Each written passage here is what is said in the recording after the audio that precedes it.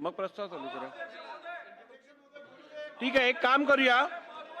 लक्षवेधी आपण बिलांच्या इंट्रोडक्शन नंतर घेऊया. आपण बिलांचं इंट्रोडक्शन पहिली घेऊया. बिल बिल बिल लक्षवेधी त्यानंतर घेऊ. चला बिल घ्या. शासकीय विधेयके पुरस्थापनार्थ सन 2026 चे विधानसभा विधेयक क्रमांक 52. थांबा थांबा.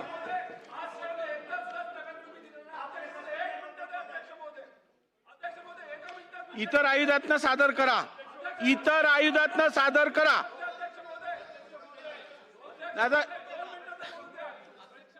जयंतराव पाटील साहेब, हे कुठेतरी थांबायला पाहिजे.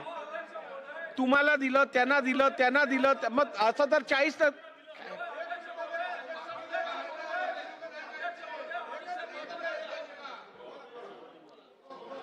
अध्यक्ष महोदय, एक मिनिट दादा. या स्थगनाच्या माध्यमातून अध्यक्ष महोदय, एमपीएससी विद्यार्थ्यांचा प्रश्न खरं तर आम्हाला मांडायचा होता. मी तुमचे आभार व्यक्त करतो, निवेदन करण्यासाठी तुम्ही संधी दिली. जयंत पाटील साहेबांचे आभार करतो की त्यांनी विद्यार्थ्यांच्या व आमच्या वतीने आपल्याला तिथं विनंती केली. अध्यक्ष महोदय, एमपीएससी परीक्षा देणारे असे 50 लाख विद्यार्थी आहेत. काही दिवसांपूर्वी महाराष्ट्र लोकसेवा आयोग यांनी एक परिपत्रक अध्यक्ष महोदय तिथं काढलं.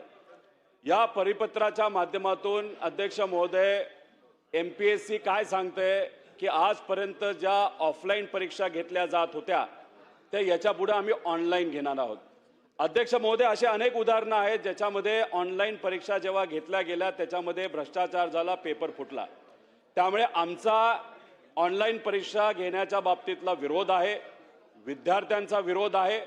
त्यामुळे आपल्याला विनंती करतो की आपण सरकारला सांगावं की अशा पद्धतीने ऑनलाईन परीक्षा घेऊन चालणार नाही. गेल्या 20-25 वर्षामध्ये ऑफलाईन परीक्षा जी एमपीएससी आजपर्यंत घेत आलेली त्याच्या एकदा सुद्धा पेपर फुटलेला नाही.